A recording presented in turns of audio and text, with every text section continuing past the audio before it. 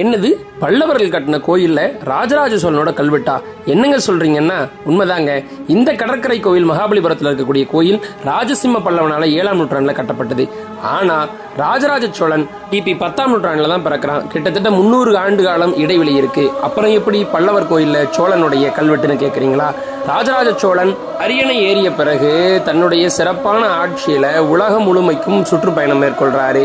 அந்த நேரத்துல பல்லவ மன்னனான ராஜசிம்ம பல்லவன் கட்டின இந்த கடற்கரை கோயிலை பார்க்கறாரு.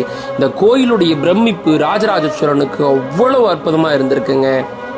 சிறிய கோயிலா இருந்தாலும் இது எப்படி இவ்வளவு அற்புதமா இந்த கோயிலை கட்டியிருப்பாரு அப்படின்னு ரொம்ப வியந்து பார்க்கிறார் ராஜராஜ சோழன். உடனே ஒரு பல்லவ மன்னன் கட்டிய கோயிலுக்கு ராஜராஜ சோழன் சுத்தி பூந்தோட்டங்கள் அமைப்பதற்கு இடங்களை இறையிலி நிலமா கொடுக்கிறான்.